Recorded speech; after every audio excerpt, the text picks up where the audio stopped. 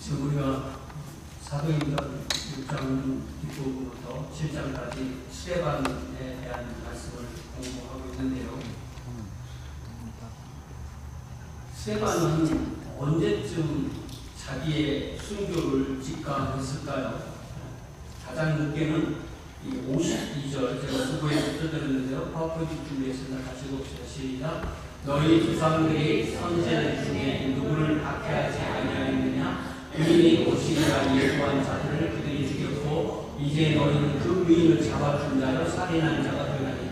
여기 그 의인이 예수 그리스도잖아요. 너희들이 바로 예수를 죽였다. 너희들은 살인자다. 이 말을 할 때는 너희들이 예수를 죽였다면 나도 죽일 거다. 나도 너희들 손에 죽는다. 이것을 이미 직감하고 있었던 것이라고 봅니다. 그는 사내들인 앞에서 그들이 바로 이렇게 그들에게 보내준 예언자나 또 예수님이 오신다고 예언한 예언자나 심지어 예수님까지 죽이는 거부의 유전자, 거절의 유전자, 선지자와 메시아를 핍박하고 죽이는 성품을 조상대대로 물려왔다는 것을 하나님 앞에서 고발을 하였습니다. 자신을 재판하는 사내들인을 살인자 집단이라고 하나님 앞에서 고발하는 그는 이미 자신은 하나님 앞에 있으니 분명합니다. 우리가 스데반 이야기를 알면서 자주 보았던 말씀이 마태복음 10장 28절 말씀이죠. 시작. 몸은 죽여도 영혼은 능히 죽이지 못하는 자들을 두려워하지 말고 오직 몸과 영혼을 능히 지옥에 멸하실 수 있는 이를 두려워하라. 그러니까 사내들인 누구냐면 몸만 죽일 수 있는 사람들이에요. 영혼은 능히 죽이지 못해요. 하나님은 몸과 영혼을, 사내들인의 몸과 영혼을 능히 지옥에 멸하실 수 있는 분이 바로 하나님이십니다. 그러니까 스데반은 저 사내들인을 두려워하지 않았는데, 왜냐하면 스데반은 사내들이 나를 죽여도 나의 몸만 죽이는 거지 나의 영혼에는 털끝만 쳐도 손을 댈 수 없다는 것을 알았기 때문입니다. 그래서 오직 몸과 영혼을 능히 지옥에 멸하실 수 있는 이는 하나님이시고, 하나님이 스데반의 몸만 죽이는 그들의 몸과 영혼을 능히 지옥에 멸하실 수 있는 분이기 때문에 스데반은 그들 앞에 담대히 설 수가 있었습니다. 이것이 바로 이 마태복음 10장 28절 이 말씀이 바로 순교신앙의 기초가 되는 것입니다. 우리가 뭐 순교를 할지 안 할지 몰라요. 순교의 상황이 우리에게 주어져서 순교를 할 수 있지 뭐 부인할지 모른다고요. 그러나 우리에게 힘 주시면 우리가 감당하는데 그 우리가 감당할 수 있는 가장 기초가 되는 말씀이 마태복음 10장 28절입니다. 사도행전 6장 7장을 긴 호흡으로 읽어야 읽히는 스데반 이야기는 그의 순교로 정점에 달하게 됩니다. 하지만 그의 순교가 만들어낸 결과, 왜 하나님은 그 아까운 스데반을 데려가셨을까? 하나님께 손해가 아닐까? 그 사람 개인에게 손해가 아닐까? 이렇게 생각하지만 우리가 사도행전을 좀 읽어보면 그의 순교가 만들어낸 결과가 계속 나오는데 그 사도행전 안에서 맨 마지막에 스데반의 이야기가 나오면서 그의 순교의 한 결과로 나오는 말씀이 11장인데요. 11장 19절, 20절, 20절 석절인데 같이 읽어봅시다. 시작. 그때 스데반의 일로 일어난 환난으로 말미암아 흩어진 자들이 베니게와 고로와 안디옥까지 이르러 유대인에게만 말씀을 전하는데 그 중에 고로와 구레네 몇 사람이 안디옥에 이르러 헬라인에게도 말하여 주 예수를 전파하니 주 예수를 그들과 함께 하시되 수많은 사람들이 믿고 주께 돌아오더라. 그러니까 우리가 사도행전을 좀 면밀히 보면 이 교회가 처음에는 예루살렘에서 탄생한 이후에 예루살렘 유대 지역에만 있고 그 지역을 잘 넘어가지 않았다고 할 수가 있어요. 예루살렘, 유대, 사마리아 한 뜻인데 사마리아까지도 가지 않은 것을 볼 수가 있습니다. 스데반 이전까지 교회는 예루살렘과 유대라는 지역 중심, 유대인이라는 인종 중심으로 모였습니다. 하나님은 스데반이라는 순교의 씨앗을 땅에 심고 그 열매가 온 세상에 퍼지도록 하셨습니다. 스데반이라는 순교의 불꽃을 이제 예루살렘에 불이 일어났을 때 스데반이라는 그 순교의 불을 팡 치니까 그 불꽃이 사방으로 튀듯이 그렇게 신자들을 만들고 교회가 이루어진 것입니다. 그러한 어떤 면에서 사도 중심, 예루살렘 중심이었던 교회는 사도행전 1장 8절에 우리 주님이 주신 지상 위임을 이루게 되었어요. 다시 한번 읽어봅시다. 시작. 오직 성령이 너희에게 임하시면 너희가 권능을 받고 예루살렘과 온 유대와 사마리아와 땅끝까지 이르러 내 증인이 되리라 하신다. 스데반의 순교는 작은 그림으로 보면 손실처럼 보일 수도 있습니다. 하지만 초대 예루살렘 교회가 주님의 지상 위임을 따르기를 주저하고 있을 때 스데반의 순교로 사방으로 뻗어나가게 되고 그리하여 진정 만국을 포함하는 보편교회 캐톨릭 철치가 될 수 있었습니다. 오늘 우리는 사도행전 7장 54절부터 60절까지 이제 스데반의 순교라는 제목으로 함께 말씀을 나눕니다. 이 말씀을 나누는 동안 우리에게도 진정한 순교신앙, 십자가 신앙이 다시 불일듯 일어나기를 주님의 이름으로 축원합니다. 이제 1페이지로 하늘이 열리고 인자가 하나님 우편에 서신 것을 보느라 54절부터 56절까지 말씀입니다. 54절에 보니까 그들이 이 말을 듣고 지금까지 스데반이 2절부터 53절까지 52절이나 되는 긴 말씀을 전하는 걸 증언하는 걸 듣고 마음에 찔려서 그를 향하여 이를 갈았다고 하였습니다.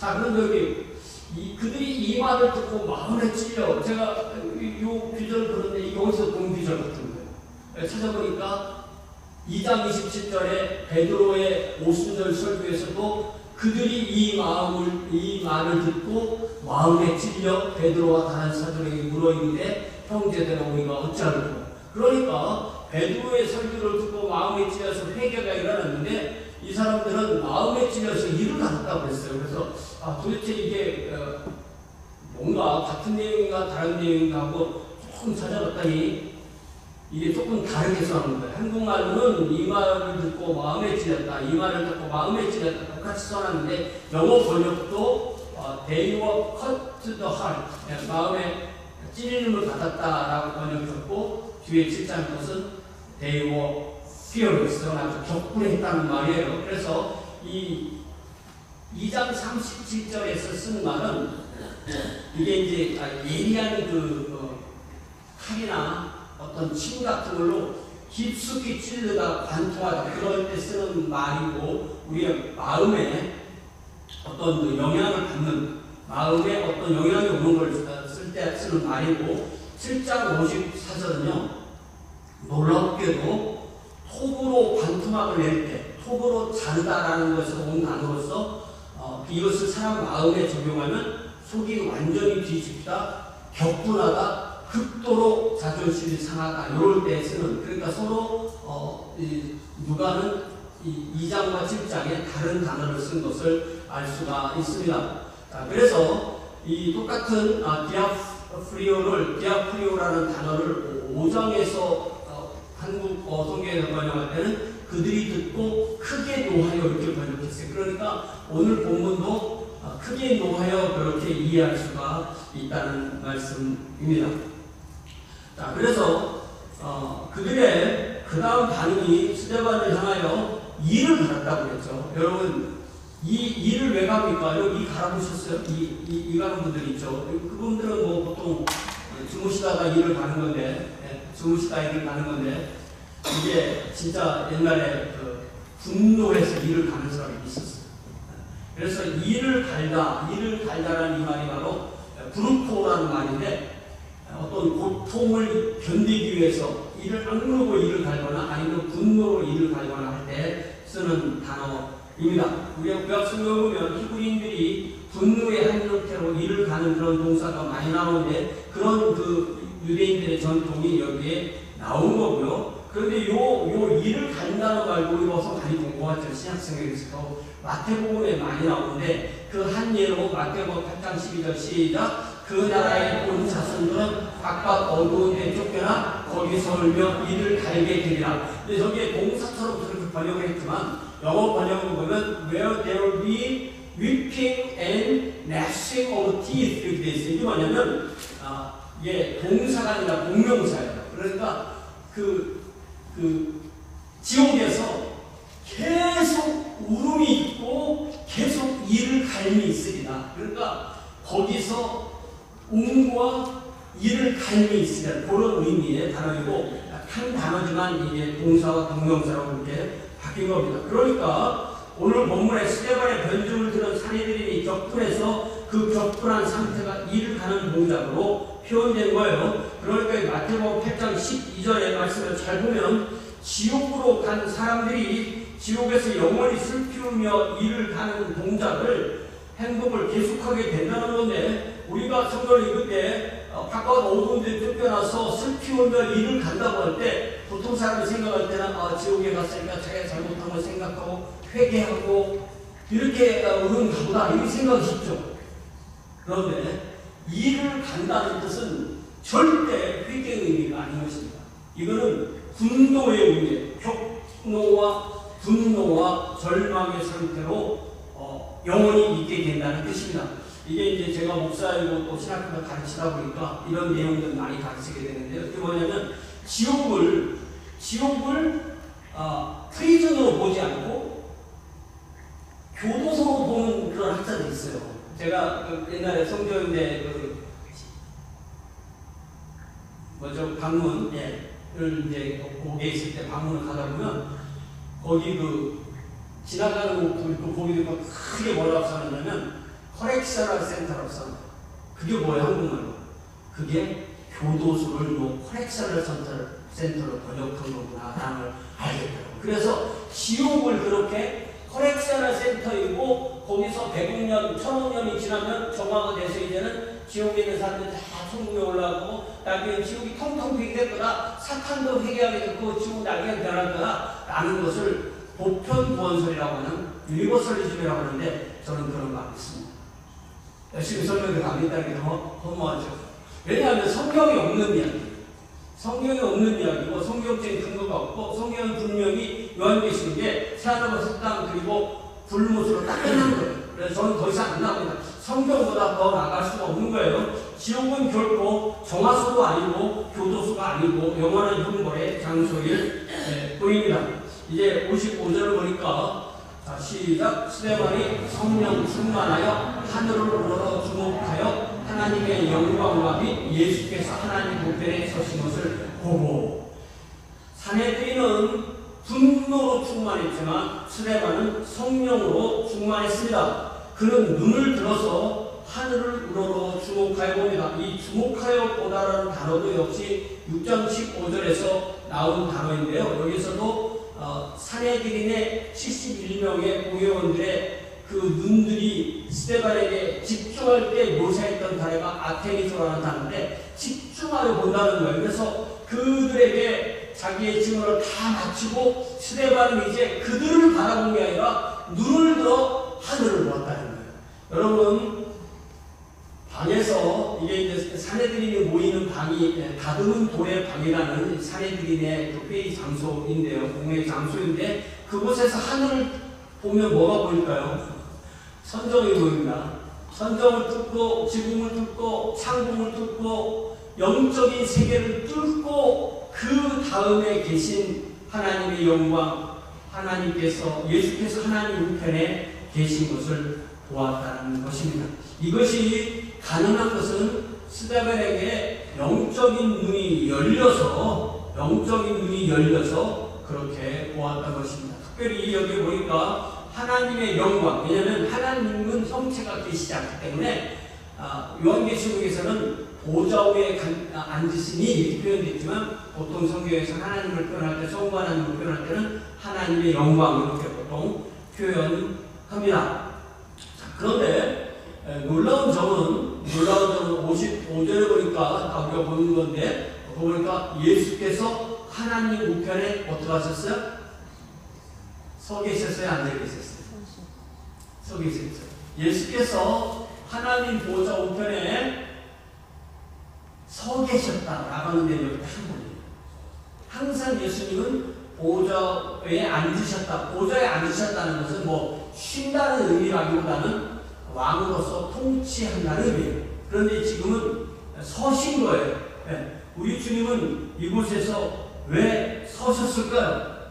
자, 그래서 그것을 보고 스데반이 말하되 보라 시작. 하늘이 열리고 인자가 하나님 우편에 서신 것을 보노라 라고 선포합니다. 먼저 여기 인자라는 말이 있죠. 인자라는 말은 사람의 아들이라는 말인데, 인자라는 말은 주로 예수님께서 당신을 부를 때, 여러분이 여러분을 부를 때 부르는 말이 있잖아요. 그죠? 있습니까? 여러분이 여러분을 부르는 말이 있잖아요. 그죠? 제가 누구한테서 저를 소개할, 저는 누군가를 소개하는 그 말 중에 예수님께서 가장 많이 쓰신 예수님이 예수님을 부르는 호칭 중에 하나가 뭐냐면 인자인데, 인자는 이제 한자어고 그걸 한국어로 이렇게 순우리말로 바꾸면 그게 사람의 아들이다. 사람의 아들이라는 말은 그 안에 뭐가 빠진 거냐면 하나님의 아들이신데 사람의 아들이 됐어, 이런 말이에요. 그래서 우리가 예수님을 하나님의 아들이라고 고백할 때는 사람으로 오신, 사람의 아들로 오심을 과거에 넣고 하나님의 아들입니다, 이렇게 고백하는 거예요. 자, 그런데 이 인자라는 이 말은 예수님이 당신을 부르는 말인데 지금은 스데반이 불렀잖아요. 스데반이 인자가 하나님 우편에 서신 것을 보노라 이렇게 했는데 왜 그랬을까 가만히 생각해 보니까 우리 주님이 하신 말씀을 그대로 받아서 한 말이에요. 마태복음 26장에 보면 이 예수께서 이 동일한 사내들에게 재판받는 내용이 57절부터 68절까지 나오는데 여기서 사내들이니 그때는 이제 불법 재판을 하느라고 밤에 성전이 아니라 대제사장 가야바의 집에서 깊은 밤에 불법으로 소집된 회의를 열었는데 그때도 그들은 거짓 증인들을 준비해 두었고 그러면서 거짓 증인들이 한 말이 예수께서 거짓 증인들이 한 말이 누구예요? 시작. 이르되 이 사람의 말이 내가 하나님의 성전을 헐고 사흘 동안에 지을 수 있다 하더라. 이렇게 얘기를 하니까 대제사장이 추궁하기를 네가 정말 하나님의 아들 그리스도인지 우리에게 말하라 라고 했을 때 우리 주님이 별로 말씀을 많이 안 하셨는데 아주 특별하게 해주신 말씀, 이 말씀이에요. 시작. 예수께서 이르시되 내가 말하였느니라. 그러나 내가 너희에게 이르노니 이후에 인자가 권능의 우편에 앉아있는 것과 하늘 구름을 타고 오는 것을 너희가 보리라 하시니 네가 하나님의 아들 그리스도냐? 그러니까 네가 말한 대로 이렇게 말씀하신 거예요. It is as you said. 그렇지만 내가 너희들에게 말하노니 이제 나중에 너희들이 뭘 보냐면 인자가 내가 하나님의 보좌 우편에 앉아있는 것을 보게 될 거야 라고 한 이 말을 그대로 받아서 스데반이 했는데 스데반은 그때 보니까 앉아 계신 게 아니라 서 계셨다라는 것을 우리가 알 수가 있습니다. 그러니까 여기서 우리는 이 스데반의 눈을 열어서 예수께서 스데반을 바라보고 서 계시는 거 보고 먼저 생각나는 말씀이 바로 마태복음 28장 20절의 시작. 내가 너희에게 분부한 모든 것을 가르쳐 지키게 하라. 올지어다 내가 세상 끝날까지 너희와 항상 함께 있으리라 하시니라. 우리가 오늘 부른 헬세드 찬양에서도 이 가사가 나왔고요. 오늘 집사님이 기도하실 때도 이 가사 내용이 나왔는데 우리 주님이 세상 끝날까지 우리와 항상 함께 있으리라고 하셨어요. 아직 세상 끝날, 지금이 세상 끝날이기도 하지만 지금 저와 여러분과 우리 주님께서 함께 계시는 것을 믿으십니까? 이 말씀이 그렇게 되어 있기 때문에 주님 어디 가셨어요? 주님 안 계세요? 주님 어디 가셨어요? 아무리 얘기해도 주님 우리와 함께 하시는 거예요. 그래서 주님이 우리와 함께 하신다는 것을 보통 주님과의 임재 또 주님과 연합 이렇게 말하지만 제가 좋아하는 키르케고르는 그 말을 새로운 말을 하나 만들어냈어요. 그 말이 뭐냐면 한국말로 번역할 때 동시대성인데 제가 이번 학교에 가서 저 영어 발음을 어떻게 하느냐 물어봤더니 거기 계신 분들도 다 영어 발음이 달라요. 그래서 저는 이제 편하게 컨템포레니어트 이렇게 발음을 하는데 컨템포레니어트 이렇게 발음을 하는데 요 동시대성이라는 게 가지고 있는 두 가지 의미가 우리가 2000년 전에 예수님이 계셨던 사복음서에 나오는 그 예수님 앞에 항상 있다는 것을 우리가 인식하는 것. 이게 첫 번째고 반대로 우리의 삶의 현장에서 우리가 지금 예배를 한다는 이곳에 주님이 함께 하신다는 것을 우리가 인식하는 것을 동시대성이라고 이렇게 말합니다. 만약에 예수님이 그때 거기에만 계셨으면 여기에 계시지 않고 우리가 그때 거기로만 가야만 예수님 만날 수 있는데 예수님이 우리가 항상 함께 하신다고 했기 때문에 여기에서 우리가 주님을 예배할 수 있게 되는 것입니다. 자, 그래서 스데반은 자신이 이 땅에서 사내들인의 재판정에 있지만 오히려 하늘문이 열리면서 하늘의 재판정에서 예수께서 성부와 함께 재판장이시고 자신은 검사가 되어서 사내들은 오히려 하나님 예수님 재판장에게 기소하고 있다는 사실을 그 눈을 열어서 깨닫게 되는 것입니다. 그러므로 제가 많이 쓰는 말 중에 하나가 아는 만큼 보인다라는 그런 말을 많이 하는데 맞습니까? 아는 만큼 보입니까? 네. 그러니까 설 알으면 설 보이는 거예요. 대충 알으면 대충 보이고 자세히 알면 자세히 보이는 거니까 우리 신앙도 아는 만큼 보인다는 원리가 작동합니다. 스데반이 눈이 열려서 이 땅에서 하늘을 보았듯이 우리도 그렇게 볼 수 있다는 것입니다. 그러나 그렇게 직접 우리의 영의 눈이 열려서 보이지 않는다 하더라도 우리 주님께서 약속하신 대로 우리와 세상 끝날까지 항상 함께 하시겠다고 우리에게 약속하시기 때문에 우리가 믿음의 눈으로 마태복음 28장 20절 말씀을 그대로 믿으면 주님께서 나와 함께 하시는 것을 늘 체험할 수 있는 믿음이 되는 것입니다. 그러니까 마태복음 28장 20절 말씀을 그대로 믿으면 어떻게 된다고요? 주님이 나와 함께 하시는 것을 늘 체험할 수 있게 되는 것입니다. 이것을 믿고 보고 누리고 주장하는 것이 바로 동시대성의 믿음입니다. 저와 여러분이 우리가 언제나 어디서 함께 하시는 주님의 시선을 늘 보며 우리의 시선을 주님께 맞출 수 있기를 주님의 이름으로 축원합니다.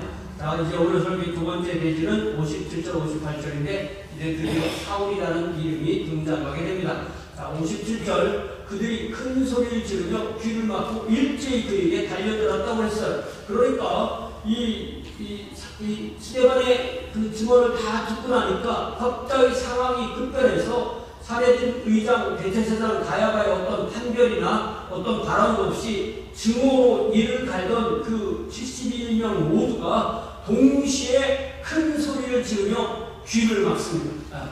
여러분도 이렇게 싸우다가 막 상대방 소리 듣고 귀 막아요? 막은 적 있어요? 저는 귀를 안 막습니다. 원래 그런 거지. 네. 어쨌든 방법이 있는 거예요. 그죠? 방법이 이 사람들 어떻게 한다고요? 귀를 막았어요. 입으로는 소리를 지르고 이를 갈면서 귀를 막은 거예요. 그래놓고 그 다음에 58절에 보니까 어떻게 행동이 시작 성 밖으로 내치고 돌로 칠세 증인들이 옷을 벗어 사울이라는 청년의 발 앞에 들여 아주 축약해서 쓴 거예요.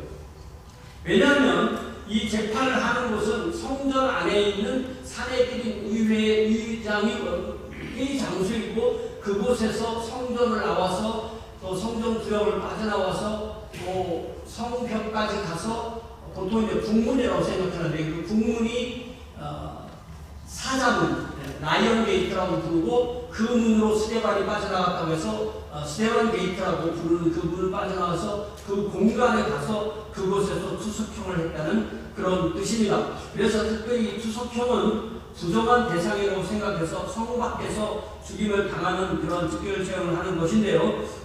그래서 이것을 우리가 좀 생각해보면 최소한 그 장소 이동하는데 최소한 30분은 걸렸을 것이다. 이렇게 이해할 수가 있는 거예요. 처형의 적당한 장소에 있는 그들이 먼저 웃옷을 벗었다고 했어요. 그런데 성 밖으로 내치고 돌로 칠세 증인들이라는 단어가 나옵니다. 증인들, 똑같은 단어의 증인. 증인들이라는 말이 나오는데 이 증인들이 누군지 거꾸로 찾아 올라가 봤더니 이 증인들이 바로 6장에 등장하는 그 증인들이에요. 백성과 장로와 서기관들을 충동시켜 와서 잡아가지고 공회에 이르고 사울이 미리 호석해놓은 거짓 증인들 시작 거짓 증인들을 세우니 이르되 이 사람이 이 거룩한 것과 율법을 거스러 말하기를 까지 아니하는구나. 요 거짓 증인들을 세워서 스데반을 붙잡고 기소하고 결국 그에게 돌을 던져 죽게 하는 이 모든 것 뒤에 바로 가말리엘 문화에서 공부한 바리새인 젊은 신학자 사울이 있었다는 것입니다. 그가 거짓 증인들을 세워서 스데반을 체포하여 산헤드린 법정에 기소한 장군이었습니다. 이렇게 볼 때 사울은 단지 가말리엘 문화생 바리새인 정도가 아니라 그의 이때의 나이를 30살 조금 안 된 29살, 28살 이때쯤으로 생각하는데 바리새인 산헤드린이 이제 의장이 있고 양쪽에 35명, 35명, 사두개파 35명, 바리새파 35명이었는데 이 바리새파 산헤드린 의원의 아주 젊은 기수였다는 사실을 우리가 알 수가 있습니다. 왜냐하면 6장의 그 내용에 스데반이 거기에서 전도하다 붙잡혔는데 붙잡혀서 거짓 증인을 세우고 또 바로 며칠 만에 산헤드린을 만들고 재판을 하고 사형까지 받게 되는 이 모든 것을 할 수 있는 그 권한을 가지려면 그 사람 본인도 산헤드린 회원이어야 되고 산헤드린에서도 막강한 그러한 능력이 있어야 된다는 것입니다. 나중에 사도행전 뒤에 가보면 사도 바울이 자기 자신을 포함할 때 내가 하나님의 자녀들을 주님의 제자들을 이렇게 붙잡아서 그들에 대한 재판을 할 때 그들을 사형에 처한다고 찬성표를 던졌다라는 그런 게 나오는데 찬성표를 던졌다는 말이 바로 산헤드린 회원들이 어떤 사람 이 사람을 어떻게 처리할 거야 할 때 사형에 해당합니다. 사형시키세요라는 찬성표를 던졌다는 그러니까 산헤드린 이 스데반이 첫 번째 순교자지 그 이후로 사울이 계속 많은 사람을 사형에 준하는 사형이나 아니면 투옥이나 이런 형을 받게 했다는 것을 알 수가 있습니다. 자, 그런데 이 말씀을 잘 보면 이게 성 밖으로 내치고 돌로 칠세 증인들이 옷을 벗어 사울이 나는 청년의 발 앞에 두니라를 요 앞에 부분과 뒤에 부분을 잘 생각해보면 이게 뭐를 쓸 때 시간적으로 앞에라는 거 뒤에 쓸 수가 있는 거예요. 그러니까 순서를 잘 생각해보면 먼저 옷을 벗어서 두고 그 다음에 돌로 쳤다는 그 순서를 우리가 생각해 볼 수가 있습니다. 그런데 왜 굳이 자기들의 옷을 벗어서 사울의 발 앞에 두었을까요? 이게 뭐냐면은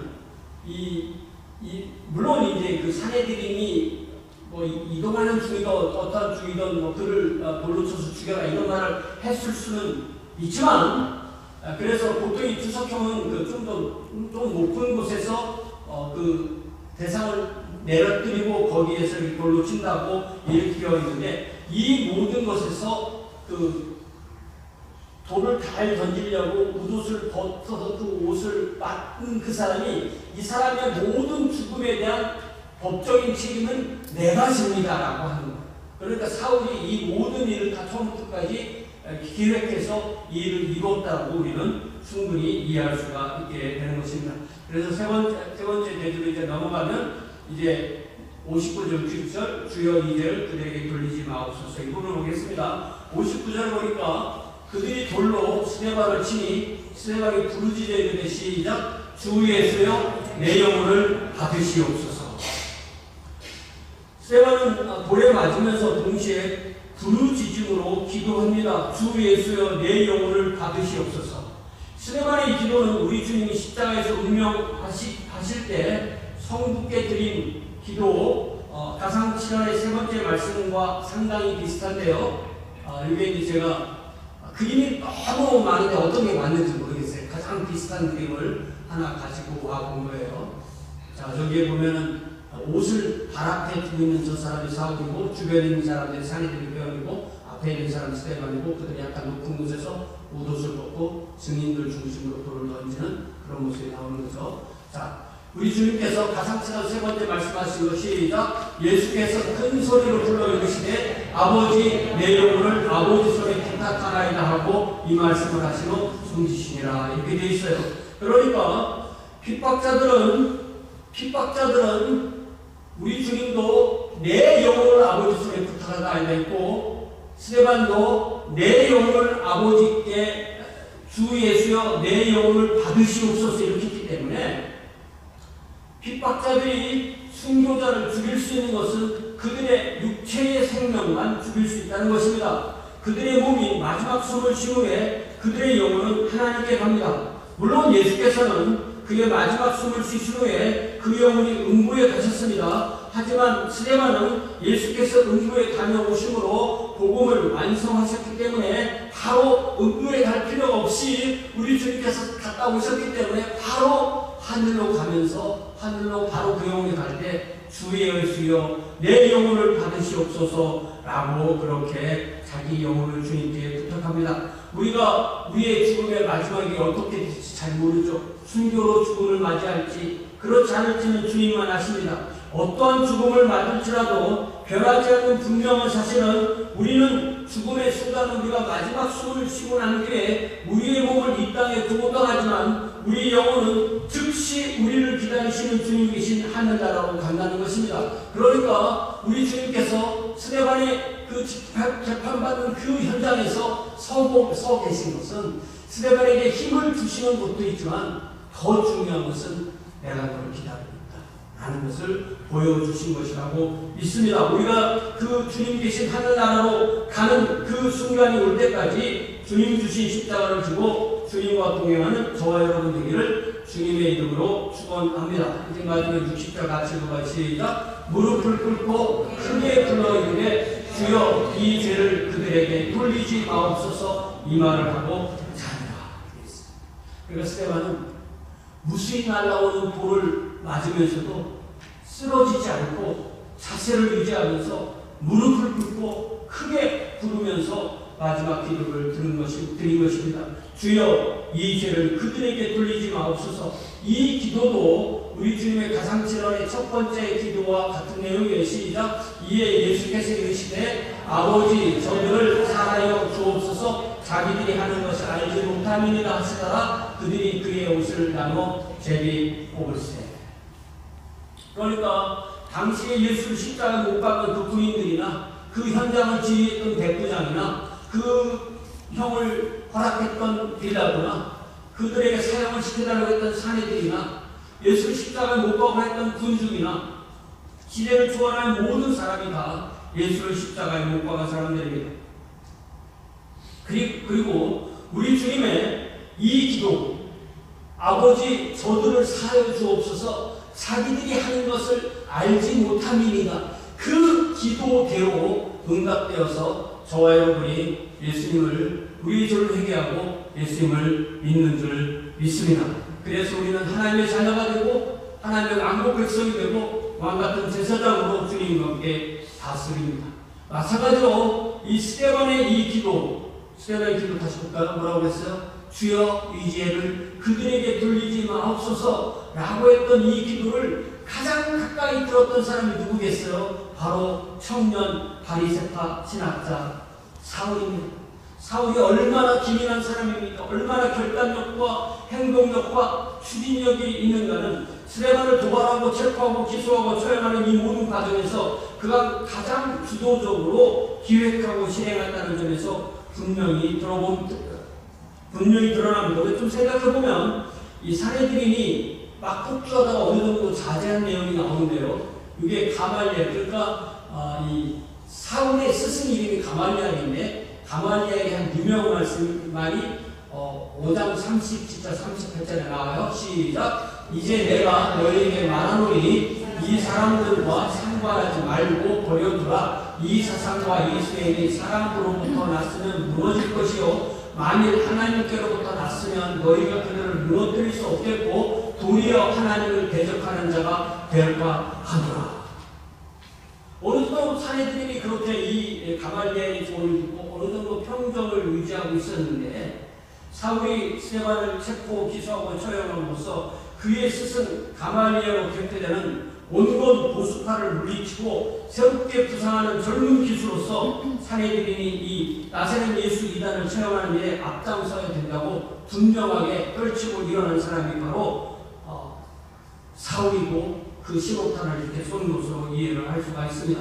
더욱이 이때 빌라도가 이제 이 로마 황제가 총독을 파견할 때 이 변방 지역은 위험하니까 좀 임기를 오래 둬서 자기 부하 군인을 파견하는데요. 빌라도의 임기가 AD 26년이 시작해서 AD 36년까지 10년 동안 이어졌는데 이 사내들인에 의한 스데반의 순교가 약 AD 34년경에 이루어진 걸로 봅니다. 그래서 이때 빌라도의 인기가 끝나갈 쯤에 별로 빌라도의 인기도 없었고 이 장악력도 그렇게 강하지 않았던 때예요. 그러니까 사울은 이때 이 스데반을 또 처형하고 또 나사렛 예수 이단당을 우리가 뿌리 뽑아야 된다. 그래서 우리가 이들을 사용시키는 권한도 우리가 직접 행함으로써 로마 제국에 대해서 우리가 좀 더 독립적인 그러한 힘을 발휘해서 우리 민족이 더 힘을 얻어야 된다. 이런 계산까지도 충분히 했을 것으로 우리가 이해할 수가 있습니다.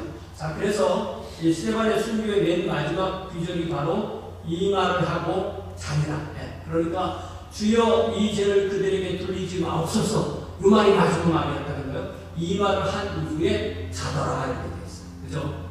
자, 그래서 그 영혼은 그 마지막 숨을 쉬는 순간에 그 영혼은 하나님께 간 거예요. 그죠?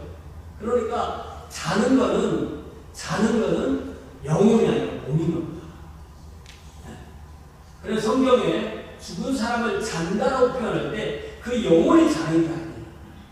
육체가 이 땅의 자연으로 돌아가고 부활의 날에 다시 부활하는 것을 육체를 잔다고 표현하는 거예요. 근데 이제 기독교 역사가 오래되다가 2000년 동안 어떤 사람들이 또 우리가 죽으면 우리 영혼이 잠잔다. 요런 말씀 가지고 그래서 영혼 수면 뭐 이런 것을 좀 생각한 사람이 있는데 이것을 봐도 분명히 그것이 맞지 않는다는 것을 분명히 알 수가 있습니다. 그러니까 잠든 몸이 주님께서 재림하실 때 주님께서 성부와 함께 같이 오실 때 이 땅에 있는 성도들은 몸이 살아있는 상태로 부활하고 부활체로 바뀌고 죽은 사람은 그들의 몸이 부활하고 그래서 이 땅에 그 몸이 죽어있는 상태를 잔다라고 아주 영광스럽게 아주 품위 있게 잔다 이렇게 표현한 거예요. 그래서 스데반의 그 몸에 대한 장례는 8장 2절에 나오는데 같이 읽어요. 시작. 경건한 사람들이 스데반을 장사하고 위하여 크게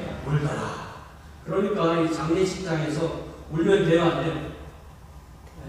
여러분 장례식장에 가시면 웁니까 안 웁니까? 우는 거 하나도 없잖아. 저 사람들, 저 경건한 사람들이 믿음이 없어서 그렇겠어요? 그렇지 않습니다. 장례의 울음은 불신의 표현이 아니라 사랑의 표현입니다. 사실 제가 장례식을 많이 진례해보고 또 저희 부모님도 최근에 이렇게 하나님 앞에 가시는 일이 계속 있었고 이러다 보니까 이 장례는 엄밀하게 말하면 돌아가신 분을 위해서 하는 게 아니고 이 땅에 살아있는 그 유족이나 또 친지나 또 그를 아는 사람들이 그 죽은 사람과 작별할 그 시간, 그 의식인 것이고 나도 이제 곧 이 사람 뒤를 따라서 우리 어머니 뒤를 따라서 우리 아버지 뒤를 따라서 어머니 아버지 계신 그곳으로 가겠구나 라는 그 소망을 굳게 잡는 의식이 바로 장례라는 사실을 알게 됩니다. 자, 이제 마지막 결론으로 마태복음 16장 24절 같이 봅시다. 시작. 이에 예수께서 제자들에게 이르시되 누구든지 나를 따라오려거든 자기를 부인하고 자기 십자가를 지고 나를 따를 것입니다.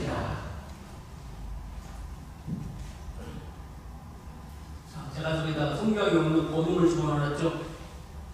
우리가 나는 예수님을 믿어요 라고 하는데 나는 예수님을 믿기는 하지만 따르지는 않아요. 그런 신앙은 없는 겁니다.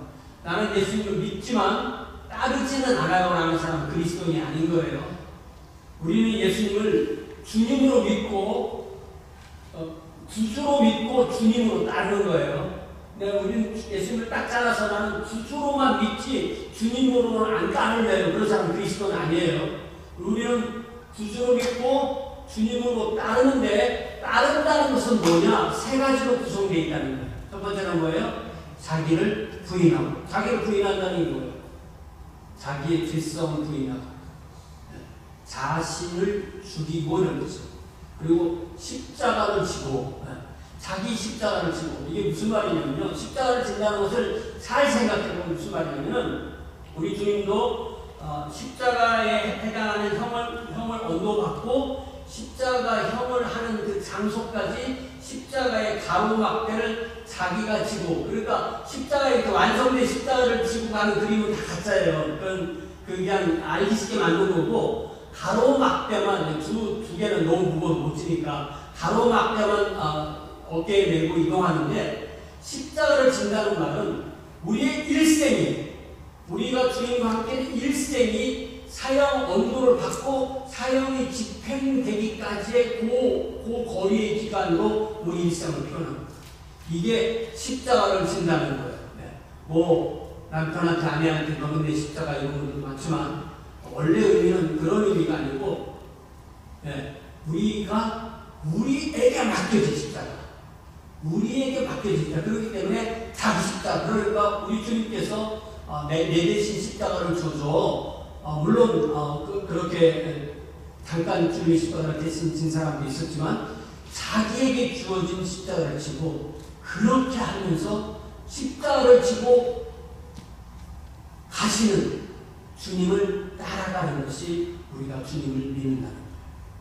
그러니까 스데반이 예수님을 따라갈 때 십자가를 지시고 죽으신 그분을 따라감에 있어서, 내가 주님을 따라갈 때, 주님을 증언할 때, 주님 앞에서 그들을 죄를 고발할 때, 스데반은 자기가 주님께서 말씀하신 저 말씀처럼 죽음으로 주님을 따라갑니다. 우리는 모르죠. 우리는 어떻게 될지 모르죠. 그러나 우리가 우리 자신에 대해서 크게 나는 이렇게 할 거야 저렇게 할 거야 말할 수 있어요?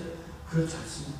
그러나 우리가 이 마태복음 16장 24절 이 말씀을 우리의 가슴에 두고 이 시간에 주님 앞에 다 함께 반주에 맞춰서 기도합시다. 누구든지 나를 따라오거든 나를 부인하라 했으니 부인하고 나에게 주어진 십자가를 지고 주님을 따르겠다고 고백하는 귀한 기도를 주님 앞에 여러분 목소리로 드리시기 바랍니다. 함께 기도합니다.